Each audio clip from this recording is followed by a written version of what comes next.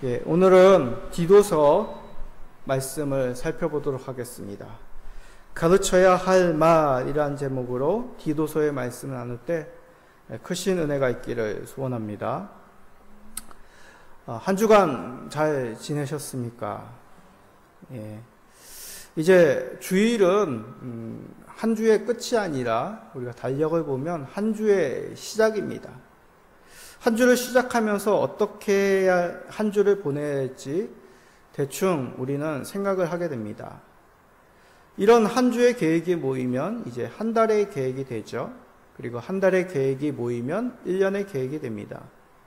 이론적으로는 우리가 새해를 시작하며 이렇게 살아야지라는 1년의 계획을 먼저 세우지만 살다 보면 그렇게 잘 되지가 않죠. 그래서 저 같은 경우는 한 달 한 달 계획, 달라지는 이 상황에 맞춰서 한 달 한 달 계획을 대충 세우게 됩니다. 만약 인생에서 계획이 없다면 큰 낭패를 당할 것입니다. 그때그때마다 필요와 욕구에 따라 살다 보면 뒤에 남는 것은 아무것도 없게 되죠. 그래서 국가도 나라 살림을 살아가면서 그 세운 계획에 따라 예상을 편성하고 집행합니다. 기업도 마찬가지죠. 가정과 개인은 따로 계획이 없는 경우도 있지만 많은 경우 계획을 세워 가정을 꾸려나가고 개인의 삶을 세워가게 됩니다. 그러면 생각해 봅시다. 신앙적인 면은 어떻습니까? 신앙의 성장 계획을 생각하시거나 적어도 어떤 방향으로 신앙의 삶을 살아야지 하는 마음을 품고 계십니까? 오늘 우리가 살펴볼 디도서는 이러한 신앙을 어떻게 세워갈지를 알려주는 귀한 말씀입니다. 그러나 직접적으로는 한 개인보다 교회 공동체를 어떻게 세워야 되는지 바울 사도가 젊은 목회자 디도에게 편지 형식으로 알려주는 말씀입니다. 그래서 디모데서와 함께 이 디도서는 목회 서신, 목회에 필요한 여러 말씀이 담겨져 있는 서신으로 분류를 합니다. 그러나 우리는 이것을 단지 교회를 세움의 말씀으로 이해하지 않기를 소원합니다. 결국 교회 공동체는 세상으로부터 구별된 예수님을 믿는 성도들의 집합체, 연합된 공동체입니다. 교회를 어떻게 세우느냐라는 내용은 성도들을 어떻게 신앙으로 세우느냐라는 내용이 되는 것이죠. 지금 우리 한국교회는 교회란 무엇인지, 성도란 무엇인지에 대한 답을 새롭게 가져야 될 때입니다. 바꾸어 말하면 지금 우리는 교회와 성도, 이것이 무엇인지에 대한 혼란함이 가득하다는 뜻입니다. 오늘 말씀을 통해 교회 세움이란 무엇인지, 성도들의 신앙을 세운다는 것은 무엇인지 살펴봅시다. 그리하여 하나님이 원하시는 교회의 공동체를 세워가고 성도의 삶을 세워가시는 우리 모든 성도님 되시기를 간절히 기도드립니다. 자, 먼저 이 디도서의 특징을 간략히 말씀드립니다. 앞에서 말씀드렸듯이 디도서는 교회를 어떻게 세워야 되는가라는 것을 집중적으로 담아내고 있습니다. 그러기에 먼저 교회가 무엇인지를 우리가 살펴야 되겠습니다. 성도님들, 교회가 무엇입니까? 교회는 단지 눈에 보이는 건물을 뜻하지 않습니다. 그리고 다른 사회 집단, 종교 집단과도 구별이 되죠. 교회란 예수 그리스도를 주로 고백하는 공동체. 대표적인 말씀 마태복음 16장 18절에 근거를 합니다.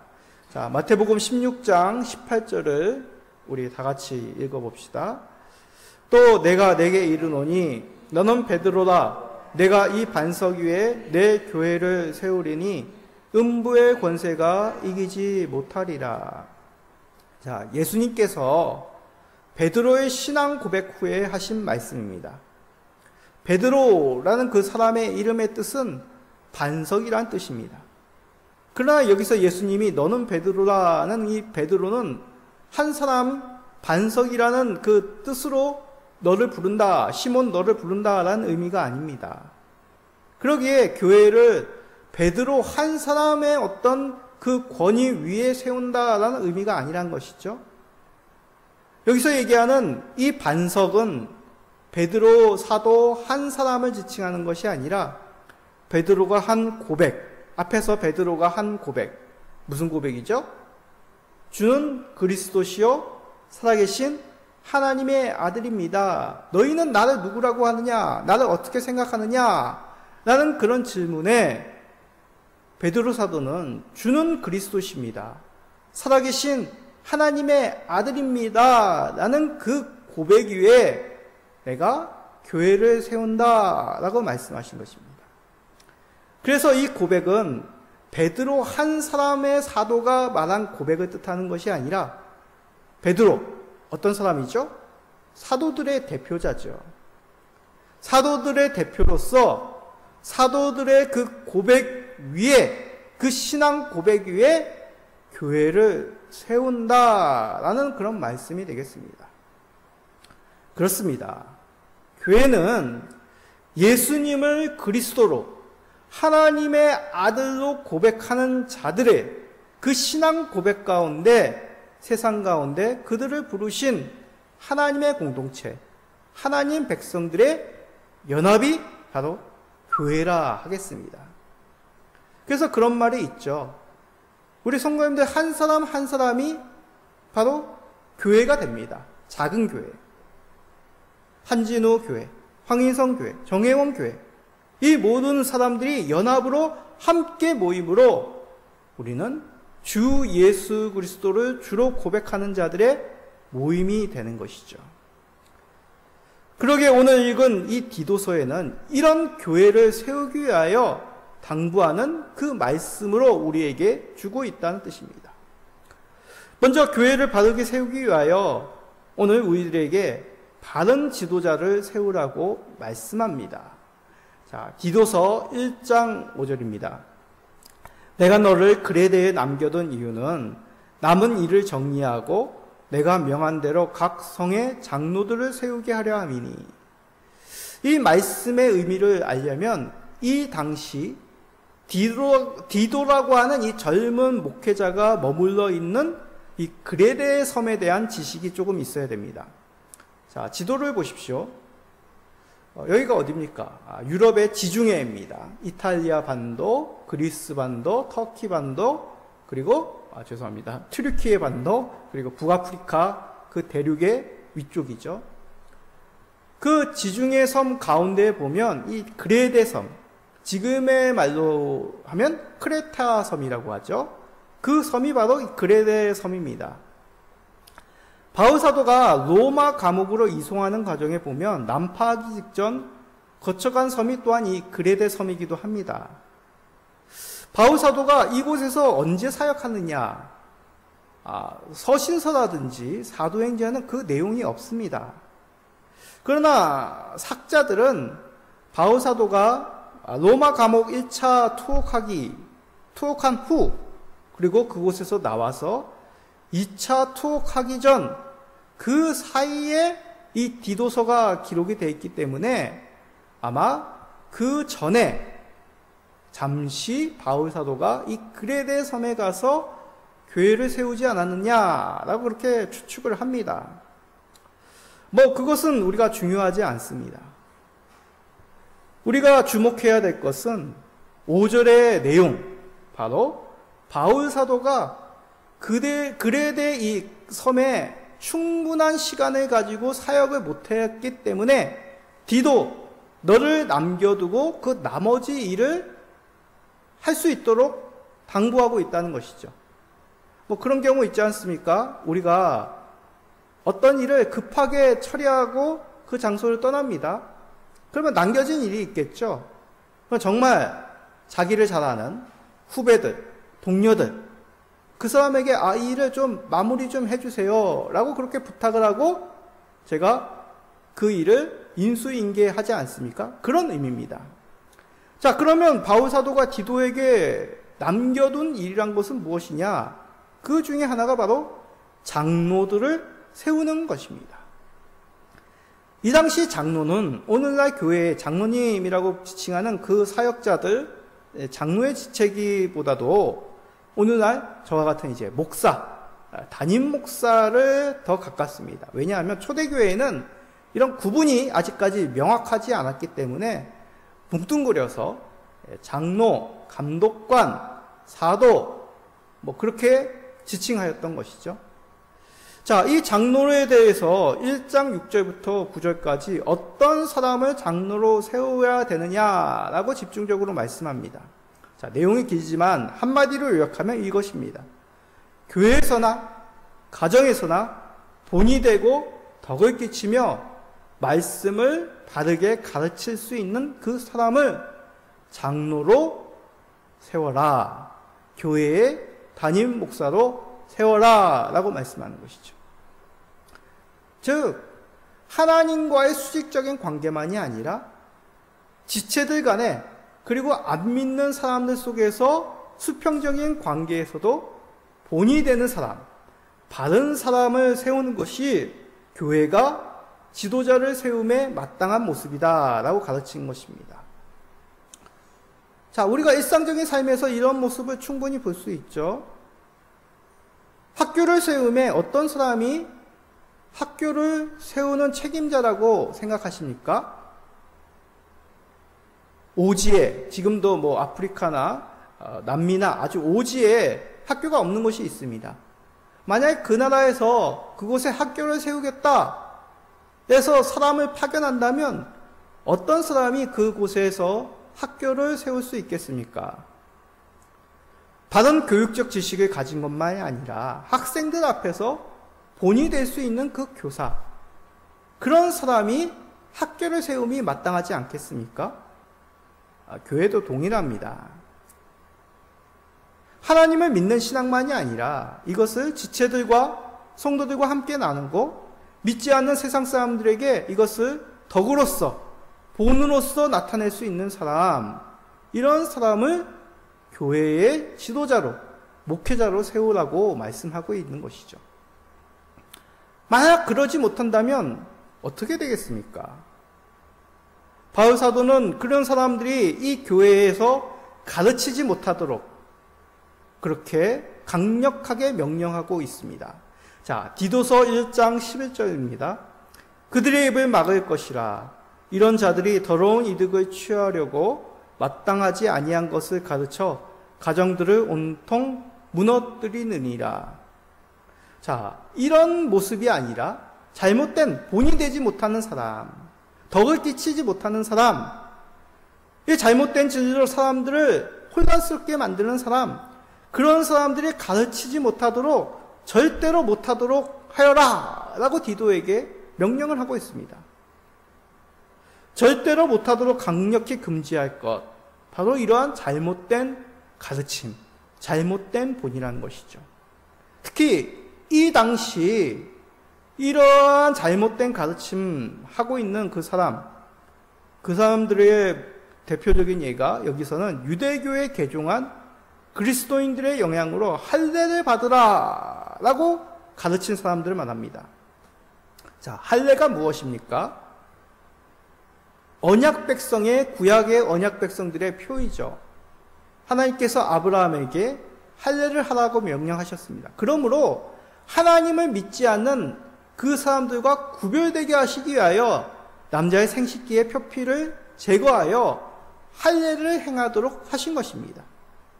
그렇게 중요한 것은 믿지 않는 사람들과 구별됨을 너희들이 가지고 있어라. 그런 하나님의 언약 백성임을 너희들은 기억하고 있으라는 것이 중요한 것이지, 할례라고 하는 그 행위가 너희가 하나님의 백성이다 라는 그런 뜻은 결코 아니란 것입니다. 그런데 이 사람들은 어떻게 합니까? 너희들이 구원받은 백성이 되려면 할례를 꼭 행해야 된다. 그러면 구원받음이 예수 그리스도를 믿음으로 얻었다는 뜻입니까? 할례를 통해서 얻었다는, 행위를 통해서 얻었다는 뜻이겠습니까? 후자가 되는 것이죠. 할례를 꼭 받아야지 구원받을 수 있다라고 얘기한 것은 할례라는 그런 종교적 행위, 율법의 행위를 지켜야지만 구원을 받는다라고 잘못된 가르침을 전한다는 내용입니다. 이것을 못하도록 단단히 디도에게 당부하고 있는 것이죠. 그렇습니다. 바른 가르침, 바른 본을 나타내는 사역자를 세우는 것이 중요합니다. 잘못된 가르침을 세운다면 교회는 온전히 바르게 세워지지 못하고 잘못된 이단의 교리에 놀아나는 꼴이 되는 것이죠. 요즘 이런 바른 내용을, 바른 본을 보이는 그런 사역자를 원하는 것이 아니라 얼마나 말을 청산유수같이 하고 또 변함없는 확고한 주장을 하는가, 얼마나 많은 영향력을 세상 가운데 펼치는가에 주목하는 경향들이 많습니다. 혹시 우리는 어떤 내용으로 교회를 세우는 그 직분의 덕목으로 생각하고 계십니까? 하나님과 이웃과 바른 신앙, 바른 관계로서 바르게 신앙을 성도들에게 가르칠 수 있는 그러한 진리를 수호하고 나타내며 또한 이웃에게 덕을 끼치는 그러한 바른 지도자를 교회 가운데 세우시고 또한 그렇게 신앙을 성장시키시는 우리 모든 성도님 되시기를 간절히 기도드립니다. 자, 그러면 본격적으로 내용에 대해서 살펴봅시다. 무엇을 가르치는 사람이 바른 목회자일까요? 먼저 생각해야 될 것은 삶의 본입니다. 신앙의 본을, 그 믿음을 삶으로 드러낼 수 있는 그 내용, 이것이 바로 우리가 바르게 가르쳐야 될 내용인 것이죠. 가르침은 단지 어떤 추상적인 내용이 아니라 삶의 모습도 가르쳐야 된다는 뜻입니다. 자, 디도서 2장 15절입니다. 너는 이것을 말하고 권면하며 모든 권위로 책망하여 누구에게서든지 업신여김을 받지 말라. 자, 여기서 말하는 이것은 앞에서 언급한 마땅히 가르쳐야 할 신앙입니다. 삶의 본입니다. 모든 권위로 책망하라라는 그런 말씀은 어떤 야단이나 권위적 훈계를 하라라는 뜻이 아닙니다. 주의 깊게 살피고 진단하여 바로잡으라라는 뜻이죠. 다시 말해 바른 진리를 가르치는 사람은 어떤 피상적인 내용만 전하는 것이 아니라 삶의 훈계, 어떻게 그 신앙을 바르게 살아가야 될지를 구체적으로 지도할 수 있는 그 가르침을 행하라라고 말씀하고 있는 것이죠. 그렇습니다. 교회는 바른 삶을, 신앙의 삶을 가르치는 또한 신앙의 학교이기도 합니다. 바른 사역자를 세우는 것만이 아니라 성도들이 바르게 믿음으로 살 수 있도록 인도해야 되는 것이죠. 여기에는 어떤 사람이든지 어떤 성도이든지 해당되는 말입니다. 목회자라고 빠질 수는 없는 것이죠. 어린 사람이라고 나이 든 사람하고 외가 될 수 없습니다. 예외가 될 수가 없습니다. 이 장은 교회 내에 각 사람에게 필요한 신앙의 삶을 당부합니다. 나이 있는 사람이든 여자든 젊은 남자든 젊은 여자든 종들이든 간에 이들이 구체적으로 어떻게 그 믿음을 신앙으로 살아야 되는지를 말씀하고 있습니다. 보통 신앙하면 무슨 내용입니까? 하나님은 어떤 분이신지, 예수님은 우리를 위해서 어떤 일을 행하셨는지, 성령님은 누구시고 그 구원의 사역 가운데 성령님은 어떤 일을 지금 우리에게 행하고 계시는지를 전하는 것, 이것이 바로 신앙의 기초이죠. 물론 이것은 바른 믿음을 세우기 위한 하나님을 아는 것이 가장 중요한 것입니다. 우선적이어야 됩니다. 그러나 이것만 있어서는 안 되는 것이죠. 하나님이 누구신지에 대한 그 믿음대로 삶 속에서 하나님을 높이는 삶, 하나님을 경배하는 삶을 살아야 됩니다. 이것이 바로 믿음을 삶에서 드러낼 수 있는 신앙의 삶을 가르친다는 뜻입니다. 이 장의 각 사람에 대한 신앙의 모습, 요약한 말씀, 바로 디도서 2장 12절입니다. 자, 12절은 우리 다 같이 읽어봅시다. 우리를 양육하시되 경건하지 않은 것과 이 세상 정욕을 다 버리고 신중함과 의로움과 경건함으로 이 세상에 살고. 자, 이 문자로 읽으면 하나님 없이 살았던 삶에서 완전히 떠나라, 그런 삶을 살라 라는 뜻을 일컫니다. 그러나 이 말씀은 이례적이지 않다는 것에 주목해야 됩니다. 계속 우리는 이 땅에서 하나님 믿기 전 옛 우리의 욕구로만 살았던, 세상의 성공으로만 살았던 삶에서 벗어나 이제 하나님 백성다운 새로운 삶을 살아야 된다, 입어야 된다, 우리의 삶의 방향이 그렇게 나아가야 된다는 말씀임을 우리는 이 말씀 속에서 기억하고 있어야 됩니다. 그러기에 우리는 이 말씀을 놓치지 말아야 되는 것이죠. 믿음의 삶을 가르쳐야 됩니다. 진행해야 됩니다. 점점 우리가 한 발 한 발 살아가야 되는 것이죠. 이것은 참 부담되는 말입니다. 그렇게 말씀대로 살아가십시오. 이게 쉬운 일입니까? 부담되죠.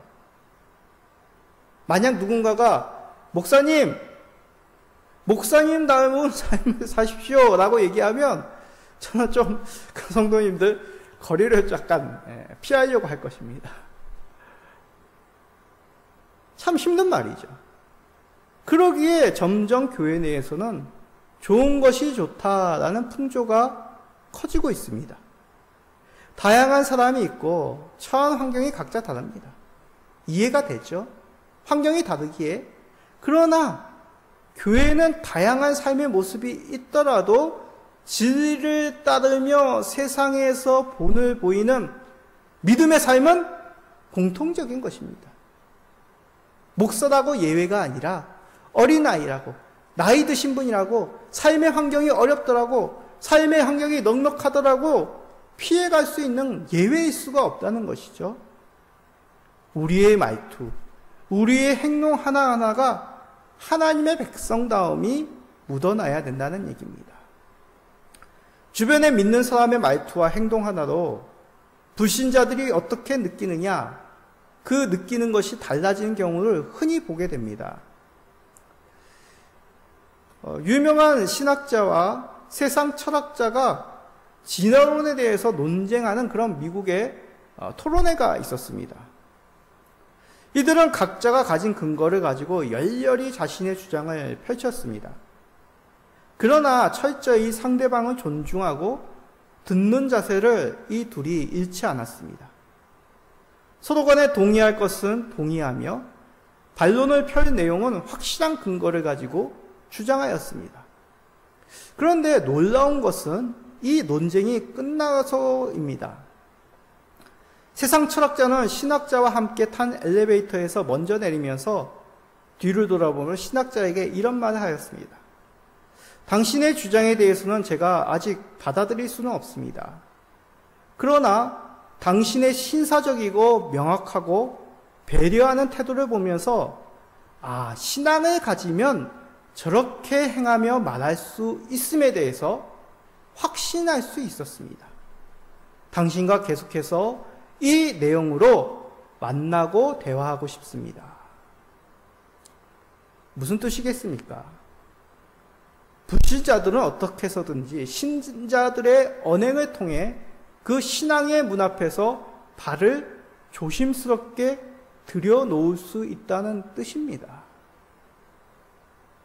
그렇습니다. 우리가 언행해서 바른 신앙을 살도록 가르치며 가르침을 받는 것, 이것은 바로 그 하나님에 대한 믿음을 나타내는 신앙의 고백이라는 뜻이죠.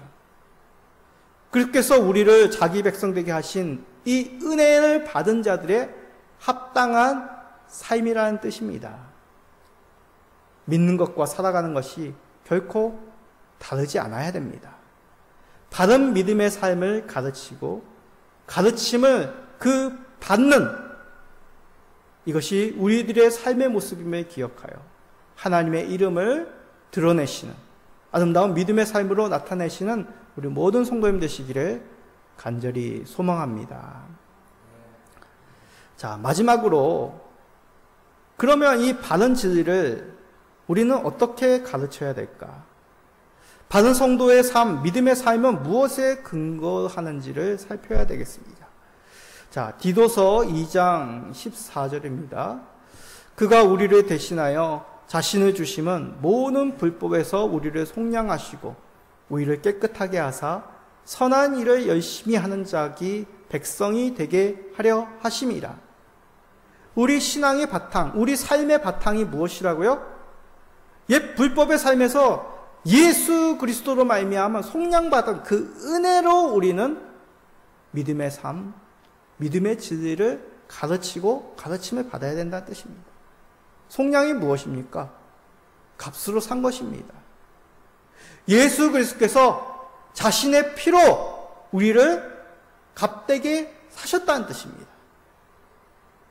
우리는 주 백성다운 거룩한 삶을 살아야 될 이유, 예수님의 자녀가 되었기 때문, 예수님의 형제가 되었기 때문입니다. 그러기에 우리는 세상에서 선한 일로 하나님께 영광을 돌림으로 세상 사람들에게 주께서 행하신 구원의 은혜가 얼마나 큰지를 나타내게 되는 것이죠. 그러기에 출발은 철저히 하나님 편에 있음을 기억해야 됩니다. 하나님의 은혜 선물로 예수님을 보내어 주셨습니다. 그 예수님을 통하여 예수 그리스도께서 우리를 위하여 대신 십자가에서 죄를 지시고 죽으셨기에 우리는 바른 진리 가운데, 바른 신앙 가운데 새로운 삶을 살 수 있는 그 새로운 길을 얻게 되었다는 뜻이죠. 결코 우리의 공로, 우리의 행위, 우리의 착한 일이 아닙니다. 자, 디도서에서 가장 핵심되는 말씀, 많이 암송하는 말씀이기도 하죠. 디도서 3장 5절을 우리 다 같이 읽어봅시다. 우리를 구원하시되 우리가 행한 바 의로운 행위로 말미암지 아니하고 오직 그의 긍휼하심을 따라 중생의 시승과 성령의 새롭게 하심으로 하셨나니. 좀 힘든 단어, 중생이니 성령의 새롭게 하심 이런 말이 나와 있지만 중요한 뜻은 이렇습니다. 말미암지 아니하고 오직, 무엇으로 우리가 말미암지 않았다는 얘기입니까? 우리의 행위, 우리의 선행으로 우리가 구원받지 아니하였다. 그러면 무엇으로 구원받았다고요? 오직 하나님의 긍휼하심입니다. 오직 예수 그리스도로 말미암은 그 값진 피로 말미암은 우리의 죄 사함 받은, 죄 씻음 받은 은혜입니다. 성령님으로 말미암아 다시 한번 우리가 새로운 생명을 얻게 된 은혜입니다. 이것으로 말미암아 우리가 구원받았다라고 말씀하고 있는 것이죠. 이것이 바로 복음의 핵심이요 기독교의 가장 큰 구원의 교리입니다. 점점 세월이 가면 이 핵심이 희석될 것입니다. 강조되지 않을 것입니다. 하나님의 은혜보다 사람들의 공로, 사람들의 지식, 사람들의 그런 아름다운 선행이 드러낼 것입니다. 이러한 세상의 풍조 속에 우리가 잊지 말아야 될 것, 예수 그리스도의 십자가의 공로로 우리가 구원을 얻었다는 사실입니다. 이것은 어떠한 다른 철학, 다른 우리들의 공로로 말미암아 덮어질 것이 아닙니다. 사랑하는 성도님들, 그 신앙의 근거를 어디에 두고 있습니까? 우리가 나타내야 될 그 첫 번째 진리는 무엇입니까? 오직 하나님의 은혜이신 예수 그리스도의 십자가의 공로이기를 소원합니다. 십자가의 사역만이 우리를 새롭게 하셨고 새로운 삶을 살게 하셨고 우리가 살아가야 될 새로운 삶, 하나님 백성다운 그 바른 진리 가운데로 이끄셨음을 잊지 않기를 소원합니다. 교회라는 공동체가 이 진리를 고백하지 않고 가르치지 않고 이것을 나타낼 감독자를 세우지 않을 때 교회는 교회답지 못하고 오히려 세상의 조롱거리로 전락하게 됨을 잊지 마시기 바랍니다. 점점 세상이 수상합니다. 참신앙과 거짓신앙이 세상 속에서 극명하게 드러나고 있습니다. 이러할 때 우리가 디도서를 살펴야 됩니다. 바울 사도를 통하여 이 젊은 사역자 디도에게 권면하는 이 말씀은 오늘날 교회를 교회답게 세우고 성도의 삶을 바르게 진리 가운데 세워야 될 이 막중한 시기에 필요한 말씀이 바로 이 디도서의 말씀이란 것이죠. 교회는 바른 진리, 그 바른 진리대로 살 수 있는 사역자로 말미암아 바르게 감독되어지고 세워질 수 있습니다. 성도들에게 좋은 말이 아니라 하나님께서 원하시는 그 구원의 은혜가 무엇인지를 바르게 가르치고 믿는 백성답게 살아갈 것을 권면하는 자들로 말미암아 세워지는 것을 잊지 마시기 바랍니다. 이를 힘써 행하는 사역자를 존경하며 그를 통한 가르침에 순종하시길 바랍니다. 그리하여 바른 신앙의 삶을 살아 이러한 수상한 시대 가운데 하나님의 영광을 나타내시는 바른 진리 가운데 십자가의 구원을 은혜를 받은 성도답게 그 영광을 드러내시는 우리 모든 성도님 되시길 예수 그리스도의 이름으로 축복드립니다. 아멘.